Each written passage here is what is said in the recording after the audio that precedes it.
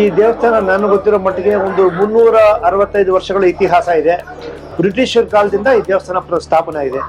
ಮುಂಚೆ ಈ ಒಂದು ಏರಿಯಾನ ಕುಂಬಾರ ಬೀದಿ, ಕುಂಬಾರ ಪೇಟೆ ಅಂತ ಕರೀತಾ ಇದ್ರು. ಎಲ್ಲ ಕುಂಬಾರರೇ ಜಾಸ್ತಿ ಇದ್ರು. ಕುಂಬಾರರೆಲ್ಲ ಸೇರ್ಕೊಂಡು ಈ ಮುತ್ಯಾಲಮ್ಮ ದೇವಿ ದೇವಸ್ಥಾನನ ಸ್ಥಾಪನೆ ಮಾಡಿದ್ರು. ಸುಮಾರು ಒಂದು 150 ವರ್ಷಗಳಿಂದ ನಮ್ಮ ವಂಶಸ್ಥರೇ ಇಲ್ಲಿ ಪೂಜೆ ಮಾಡ್ತಾ ಇದ್ದಾರೆ.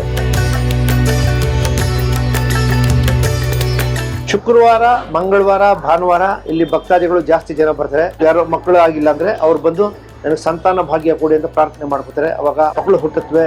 ಅದೇ ತರ ಅವ್ರಿಗೇನಾದ್ರೂ ಫೈನಾನ್ಷಿಯಲ್ ಪ್ರಾಬ್ಲಮ್ಸ್ ಇದ್ರೆ ಅಮ್ಮನಲ್ಲಿ ಪ್ರಾರ್ಥನೆ ಮಾಡ್ಕೋತಾರೆ. ಅವ್ರ ಹಣಕಾಸಿನ ತೊಂದರೆ ಎಲ್ಲ ದೂರ ಆಗಿ ಅವರು ಆರ್ಥಿಕವಾಗಿ ಸದೃಢರಾಗ್ತಾರೆ.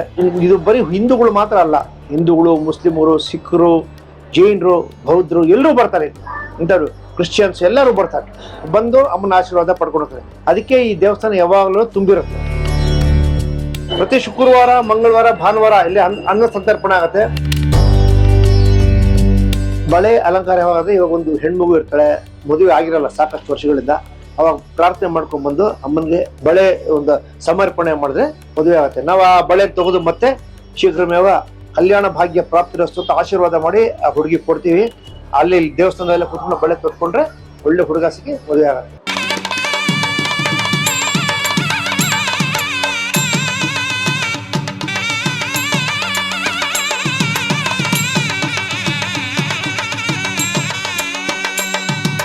ಅತ್ಯಂತ ಸೂಕ್ತವಾದ ಸಮಯ ಅಂದ್ರೆ ಜಾತ್ರೆನೆ. ಇಲ್ಲಿ ಸಾವಿರಾರು ಜನ ಬರ್ತಾರೆ. ಆ ಹಬ್ಬದ ಸಂಭ್ರಮನ ನಾವು 2 ಕಣ್ಣು ಸಾಲದು ನೋಡೋದಕ್ಕೆ.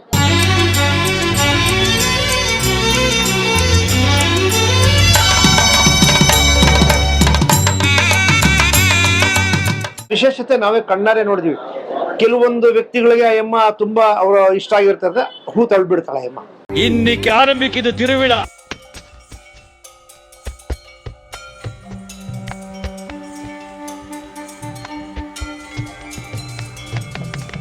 ಪ್ರತಿ ಸಲ ಜಾತ್ರೆ ಮಾಡ್ಬೇಕಾದ್ರೆ ನಾವು ಫೆಬ್ರವರಿ ಅಥವಾ ಮಾರ್ಚ್ ಅಲ್ಲಿ ಅಮ್ಮನ ವರಪ್ರಸಾದ ಕೇಳ್ತೀವಿ.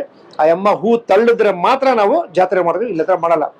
ಉದಾಹರಣೆಗೆ 2020ರಲ್ಲಿ ಇಲ್ಲಿ ಲಾಕ್ಡೌನ್ ಆಯ್ತು.